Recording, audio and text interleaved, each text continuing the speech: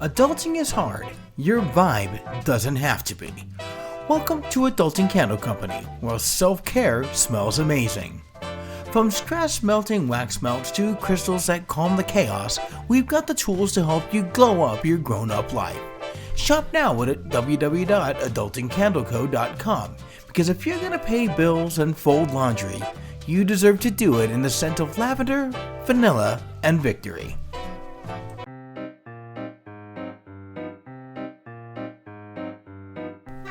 I'm Henny B, and welcome to the World War I Stories podcast, where history comes alive through the voices of those who lived it. Some scenes in these stories may be too graphic for sensitive listeners, so listener discretion is advised.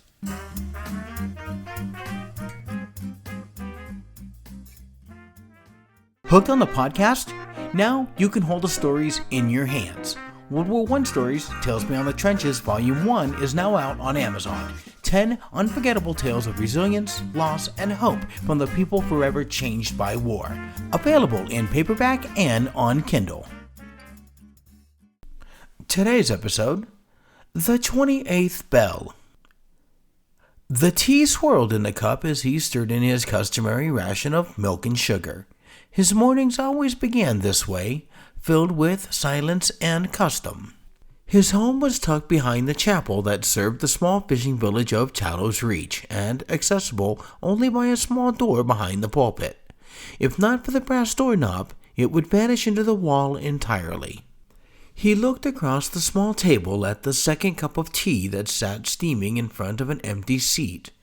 Grace's seat. She had been gone 3 years now, but he always set her place. The darkness still crept through the windows as he sipped his tea in silence. He looked up as he heard faint footsteps from beyond his door, coming from the chapel. If you entered the chapel at Talos Reach, the first thing you'd notice was the stillness. Not silence, but the kind of hush that settles in a room long accustomed to worship. 6 rows of pews lined the nave, 3 on each side of a narrow aisle worn smooth by generations of boots, prayers, laughter, and at times sorrow. Rows of narrow windows lined each wall, their panes warped just enough to ripple the daylight into something softer, more forgiving. At the back of the nave, a modest platform rose only 2 feet above the floor. It wasn't grand enough to be called a stage, just enough elevation to draw your eyes without making the speakers seem higher than the crowd. On it stood a pulpit, plain and unvarnished, built by a local carpenter whose initials were still carved discreetly into the side. Like the man who stood behind it each Sunday, it commanded respect, not through ornament, but through quiet presence. Behind the pulpit, nearly invisible unless you were looking for it, was the door. It had been painted the same dull brown as the wall, almost disappearing into it, except for the brass knob that betrayed its purpose. That was Reverend Malcolm Dwyer's home, the one he once shared with Grace. 2 rooms, a narrow bed with an iron frame that creaked like the chapel rafters, and a kitchen just big enough for a kettle, a basin, and a table for 2. The floors were the same as in the chapel, unfinished wood, no rugs. A single oil lamp hung above the table, casting a weak amber glow that never quite reached the corners. A bookshelf sagged under the weight of Bibles, prayer books, and dog-eared letters he hadn't yet been able to throw away. It was not much, but it was enough for a man who never asked for more than what others needed. The knock was subtle but firm. He was accustomed to visitors at all hours. He had grown used to the sounds from the chapel, the faint footsteps, the whispered prayers, the creak of the pews as someone knelt in solitude. But not at 4 a.m. He rose from his chair and moved toward the slim door that divided his personal life from his life as a pastor. A life that saw him as a confidant, a sounding board, a grief counselor, and an administrator of the gospel. He glanced back at Grace's empty chair. The cup. Whoever was at the door would surely see that there were 2 cups. That would either signal his grief or suggest inappropriate company. And, as a community's pillar of strength and virtue, both would be unacceptable. He quickly poured the tea into the wash basin and placed the cup neatly beside it. On the other side of the door stood Emery Standish, the mayor of the small town they all called home, Tallows Reach. Nestled along the coast of Newfoundland, the village thrived on fishing and trade, and was home to roughly 600 residents. The mayor wore a solemn look as he stood in the doorway. "Good morning, Reverend. May I enter for a moment?"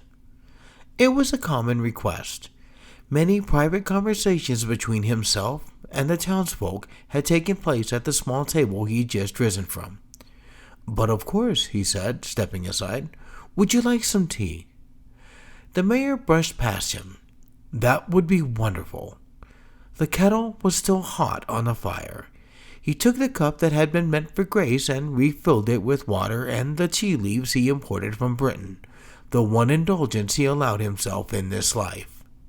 He placed the cup, steam now rising in slow, curling circles, onto the table and motioned for the mayor to sit.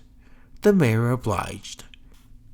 The 2 men sat in still silence, almost awkwardly, until Dwyer finally spoke. "Emery, what is it that's troubling you?" The mayor placed his hands on the table. It was then that Dwyer noticed what had been in the mayor's hands for the entirety of their interaction. A packet of what looked like letters. "Is that what I think it is?" he asked. The mayor nodded slowly, confirming his fears. Dwyer had seen one of these just 2 weeks ago when the notice came that young Desmond Harris had been killed in France, fighting for the crown. This, however, was not one notice. It was a stack. "How many?" he finally asked. 27. They came last night with this dispatch." The mayor took a folded piece of paper from his breast pocket and handed it over. Dwyer took the notice, unfolded it, and began to read. "British Expeditionary Force, Western Front Command, 1 July 1916. Subject, Status Report, Newfoundland Regiment. To whom it may concern. We regret to inform you that during the initial assault phase of the Somme offensive on the morning of July 1st, 1916, the 1st Battalion of the Newfoundland Regiment suffered catastrophic losses while advancing near Beaumont-Hamel. The regiment was ordered into action at approximately 9:15 a.m. following delays due to congested trench systems. Within 30 minutes of leaving their forward trench line, the unit sustained casualties exceeding 80%. Numerous soldiers were killed before reaching the enemy's front line due to concentrated machine gun fire, uncut barbed wire, and difficult terrain. Preliminary reports confirm that among those lost are multiple men hailing from your region. The list of the fallen is included in this correspondence. The War Office acknowledges the extraordinary courage and discipline displayed by the men of Newfoundland and recognizes their actions as a testament to their homeland's honor and commitment to the Crown. Notifications will be issued to next of kin via standard procedure. Sincerely, Captain Edwin S. Harcourt, Assistant Liaison Officer, British Expeditionary Force, Western Front Command.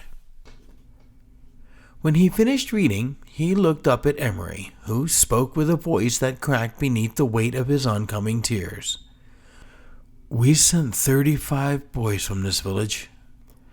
2 weeks ago we learned of Desmond.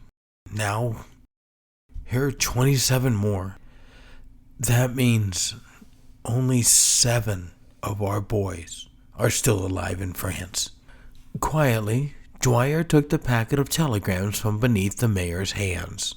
They were neatly wrapped in twine. It was clear that Emery hadn't read them. He didn't have to.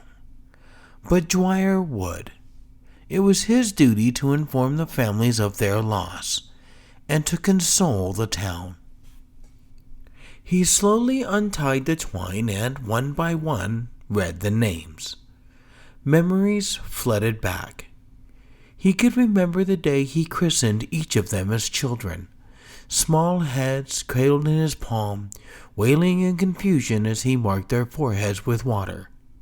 He remembered having to chastise more than one for whispering or playing during his sermon, boys who sat three to a pew, trying not to laugh as they passed scribbled notes.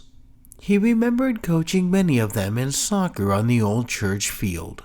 Mismatched cleats kicking balls stitched back together by their fathers, grass stains worn like trophies. He remembered quietly explaining to one or two what to expect after their first heartbreak.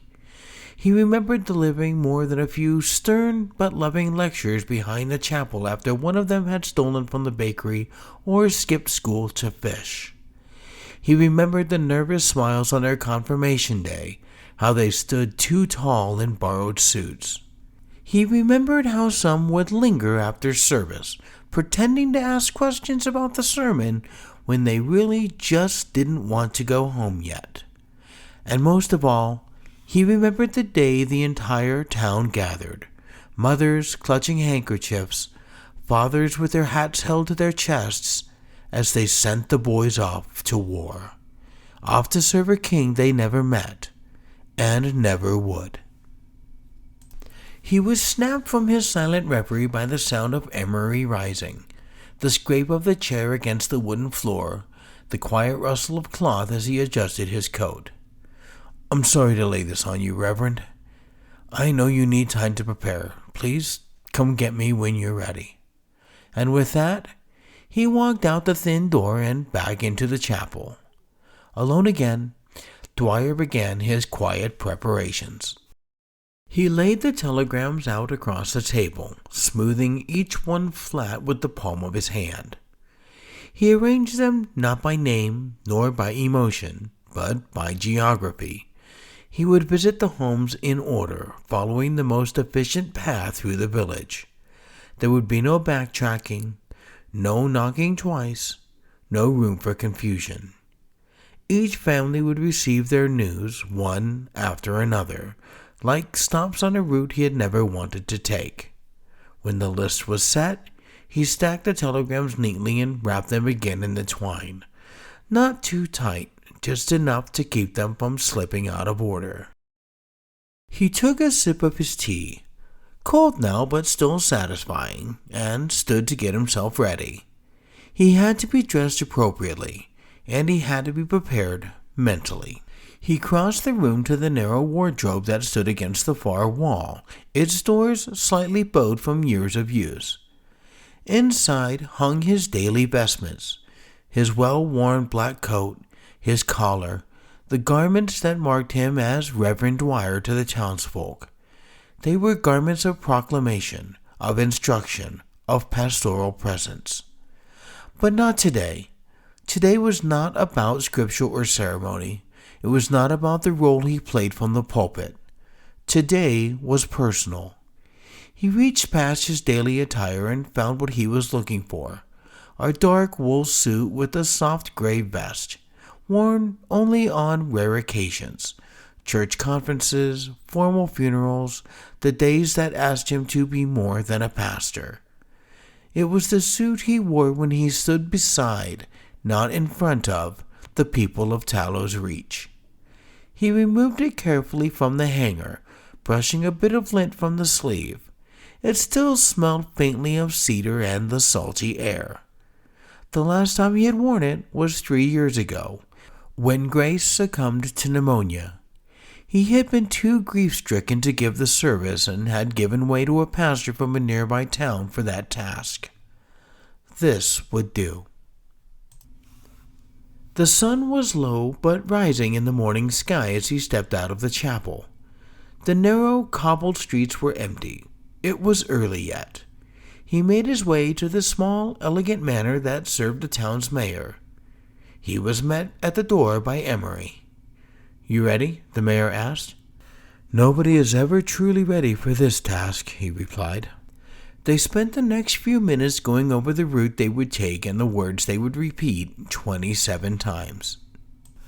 "I'm sorry to bring you this news. Your son, was killed in action near Beaumont Hamel on the 1st of July. He served with the 1st Newfoundland Regiment and fell with honor alongside his brothers. I come to you today not just as your reverend, but as your neighbor, and with the deepest sorrow from all of Talos Reach. We will be meeting at 1 o'clock in the chapel for a relevant service. I invite you and your family to attend. Allow us to join you in your grief." And so they did. House by house, they followed the route. At each door, they knocked. Reverend Dwyer handed the telegram to whichever adult answered, often a mother, sometimes a father, occasionally a younger sibling pressed into composure far too early. He recited the words, calmly, respectfully, without hesitation. Emery stood beside him, offering a few quiet condolences of his own.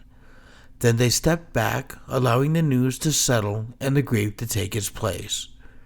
The responses were heartbreakingly familiar. Mothers collapsed inward, clutching the telegrams to their chests as if trying to press the truth back out of them. Fathers often said nothing at all, but stared at the wall, the floor, the sky, anywhere but the faces of the man who'd spoken the words.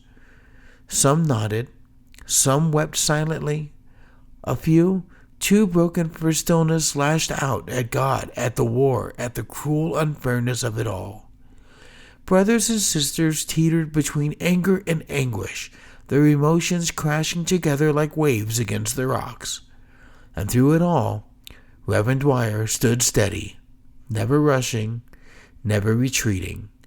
He simply remained until his presence became unbearable, and then he left. As they stepped away from yet another home, Emery wiped his hands with the sleeve of his coat. His voice was hoarse, ragged from all the effort of holding himself together. "I don't know how you do it," he said quietly. "How you hold it together like that." Dwyer didn't respond right away. His eyes were fixed on the road ahead, his hands gently wrapped around the next telegram. But in his mind, he was somewhere else, years earlier, back in his kitchen with Grace. She had stood by the sink, trembling, red-eyed with grief. Her hands were still wet from the basin, and her voice shook as she asked him, "How can you be so stone-faced? How can you show no emotion when faced with such unbearable grief?" Her niece, a bright, wild-hearted girl named Nora, had drowned just days before, diving off the high rocks and hitting her head before slipping beneath the tide. Dwyer had delivered the funeral sermon. Grace had wept in the front pew. He had stood in the pulpit and spoken with clarity and calm. "You look like a statue," she said afterwards, "like she meant nothing to you." But she had meant something. So much. He hadn't been cold. He had been needed. He had swallowed his grief because someone had to hold the room up when it started to collapse. That was what it meant to be the pastor. That was what it meant to be the pillar. Back in the present, he gave Emery a gentle nod. "I don't," he said simply. "I just carry it differently." All told, they delivered every telegram and traversed the entire village in just under 3 hours. The grief was now scattered like salt across every doorstep in Talos Reach. By the position of the sun overhead, Dwyer could tell the hour was fast approaching. Soon they would all gather. Soon he would ring the bell 27 times, once for each soul taken that July day in France. He would need to change. His vestments waited. He was not yet fully dressed when he first heard the shuffle of footsteps through the wall his modest apartment shared with the chapel. Soft thuds, shifting pews, the sound of a town gathering to grieve. When he finally opened the door and stepped into the sanctuary, he was taken aback. The chapel was full. Every pew, every wall, every narrow window ledge crowded with faces, Men, women, and children. It seemed like the entire population of Talos Reach had come. All 600. He knew then, without question, that this day, this service, meant something. He hadn't written a statement. Grace wouldn't have wanted him to. She had always told him to speak from the heart, and today, he would. He stepped up to the pulpit, rested his hands on the worn wood, and cleared his throat. And then, he began. When he finished, there wasn't a dry eye in the chapel. His speech complete, he had stepped across the small platform to the bell in the corner and rang it 27 times, pausing exactly 10 seconds between each toll. Men and women alike had spent the past hour rubbing their eyes with sleeves, handkerchiefs, or whatever else they could find. He even noticed a boy, no more than 10, quietly dabbing at his cheeks with a torn page from the Bible. Dwyer's gaze lingered. He took note of where that Bible had been left. He would retrieve it after the service. Someday, that boy would be a man, and when he was, Dwyer would find him and place in his hands the very book he once dried his eyes with, a reminder that he was once a child full of unchecked emotion. He stood now at the pulpit, looking out over his parishioners. He had delivered his remarks in the same stoic manner he always did. Grace wouldn't have liked that part, but he had spoken from the heart. That she would have approved of. He waited, as he always did, for the next phase of the service to begin. The quiet shuffle of feet, the murmured farewells, the slow return to daily life. But it didn't happen. Instead, people stood in place. They lingered. They began to talk, not quietly, not solemnly, but with warmth and familiarity. They told stories. Stories of their sons, their brothers, their husbands. Stories of laughter, of mischief, of kindness. And as Dwyer watched, an idea took shape. He cleared his throat and spoke again, his voice strong, carrying easily over the congregation. My fellow townspeople, I have an idea. For those of you who wish to share the stories of our boys, I invite you, no, I implore you, come forward, take my place. Tell us how they lived. Tell us how they laughed. Tell us how they loved. You could hear a pin drop. No one moved.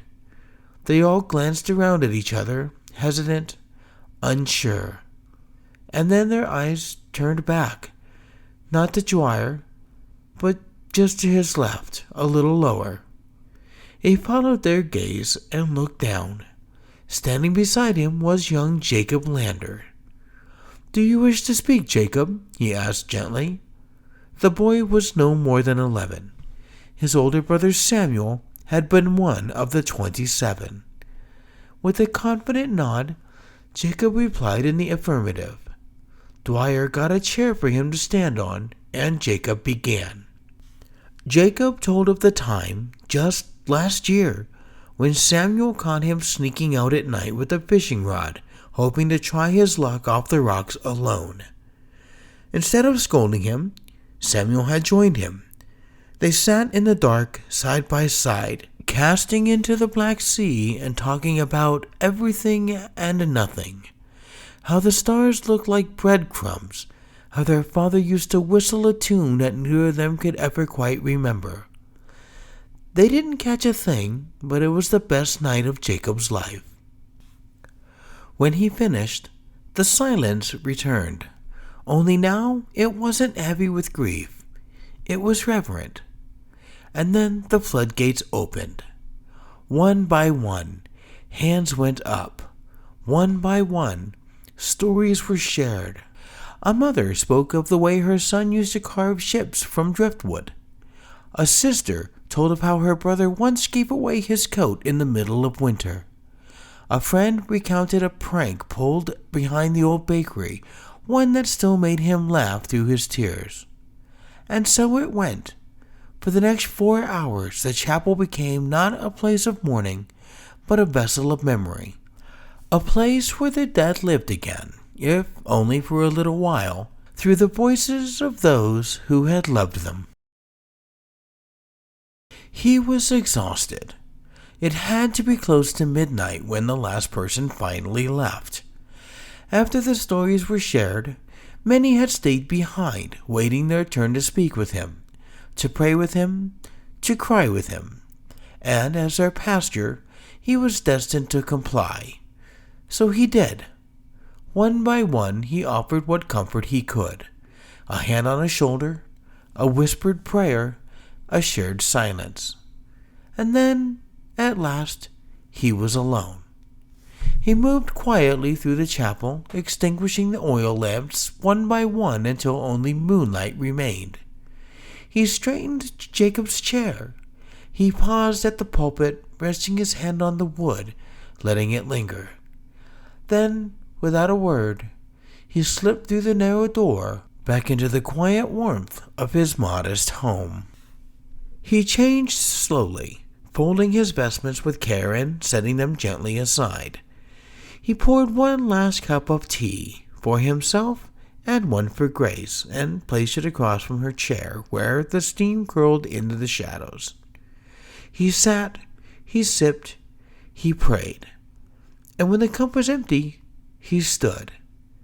He walked back into the chapel one final time, not to check on anything, not to tidy or prepare, but simply because he didn't know where else to go.